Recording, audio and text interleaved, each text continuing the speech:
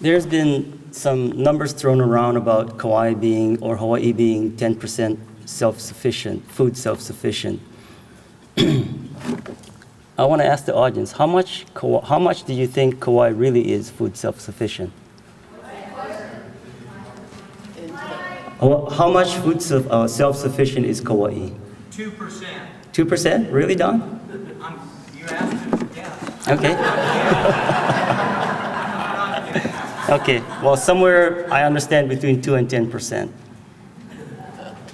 So if I told you that in 1 year, Kauai can be 44 food self-sufficient, I'm sure you would tell me I'm nuts. In 1 year, I mean, I'm talking about 1 year. To me, it would be incredible to increase from 2% or 10% to 44%. But let me tell you a story. At the beginning of World War II, resources of all kinds, such as manpower, steel, fuel, and food, were diverted to support the war effort. Because only processed foods and dry grains could be reasonably transported to our troops and allies abroad, canned goods and meats were heavily rationed. During this time, America was in the middle of an agricultural revolution, and productivity was increasing dramatically due to mechanization and the introduction of pesticides, herbicides, new hybrid crops, and synthetic fertilizers. However, the conversion of farmers into soldiers and the rationing of fuel were putting a strain on both food supplies and our ability to transport fruits and vegetables to market. A grassroots home gardening movement began to take hold, but Claude Wickard, the Secretary of Agriculture at that time, believed in a top-down industrial approach to food production and believed that home gardens would be inadequate, feel-good attempts to feed the country and our war machine. However, one woman would change that. And she would change the course of the war by providing massive amounts of food that could quickly and efficiently be decentralized. In 1942, the First Lady, Eleanor Roosevelt, went ahead and planted a victory garden on the front lawn of the White House, much like how it's being done today. Under the not-so-subtle pressure of this extraordinary woman, because as history buffs know, Eleanor Roosevelt was a very assertive, no-nonsense woman, Secretary Wickard would relent, and as a consequence, 20 million victory gardens planted and nurtured by 50 million inexperienced, first-time citizen farmers would soon produce 44% of our nation's fruits and vegetables.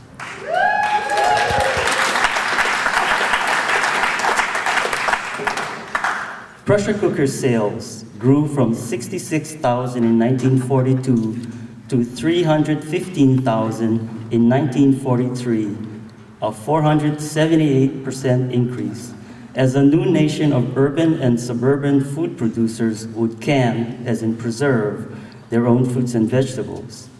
Ironically, the euphoria of war's end would cause us to abandon our victory gardens, resulting in the worst food shortages ever, or in that era at least. Agriculture today is a highly centralized food delivery system that has rendered us vulnerable to disruptions. On average, our food travels 1,500 miles from farm to table. We currently input 10 calories of fossil fuel energy for every 1 calorie of food energy we produce. In fact, very perishable items, such as lettuce, can be inefficient to a point of being ridiculous. For example, a 1 pound plastic tub of lettuce, organic or not, imported from the mainland, contains about 90 food calories. To grow it, harvest it, wash it, package it, refrigerate it, ship it, truck it, warehouse it, and sell it takes nearly 5,000 calories of energy. This is in excess of 50 calories of energy input to 1 calorie of food output. The answer is not in blaming and trying to dismantle our food system, for it has indeed served us well. In fact, it has been so very successful that it has allowed us, the vast majority of us, 98% of us, to live off the backs of the labors of 2% of the population, the farmers. The answer is certainly not to create another layer of politics and policies to correct flaws in our food system. So what is the answer? The answer is no different than what we should have learned from history. The answer is to decentralize the food system. If you already have land, water, and capital to purchase seeds and fertilizers, what is preventing you from growing your own food?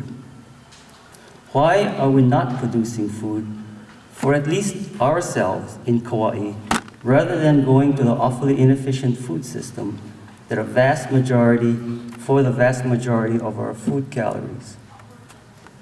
Because it is more convenient to do so. Because it is cheaper for you to do so instead of spending your time doing it.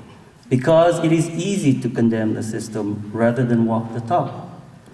Because we have been so spoiled and pampered by our amazing food system that we're biting the hand that feeds us. I totally believe in the concept of self-sustainability. I believe in the concept of self-subsistence. But to believe that we can produce all our own food is to accept the fact that the vast majority of us in this room today would not be here because we would have to be producing the food. To believe that the native Hawaiians produce all their food, so therefore we could too, is to accept that the vast majority of us would be out there producing the food. After all, we are all maka'aina now. We are not ali'i. So how much food self-sufficiency would be significant? Don? 50%? 100%? I would put it at 100%. I think it's possible, but we have to change our eating habits. Yeah, we have to change our eating habits. Exactly. And when we really think about it, it's because we have been so lavished by food that we have become so spoiled that we expect to just go to the supermarket and get everything, which we actually do.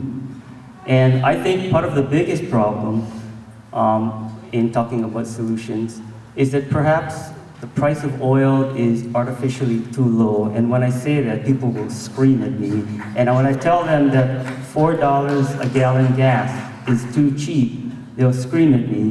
But if you consider how much we spent in Iraq on oil, and if you consider that as a subsidy, without that, probably our oil would be in excess of $300 a barrel, which probably may be fair, considering that it's such a dwindling resource. So, I guess the idea of this conference is that we can educate ourselves, we can network, we can get to better understand what our problems are, and try to better understand how we can become more self-sufficient. Thank you.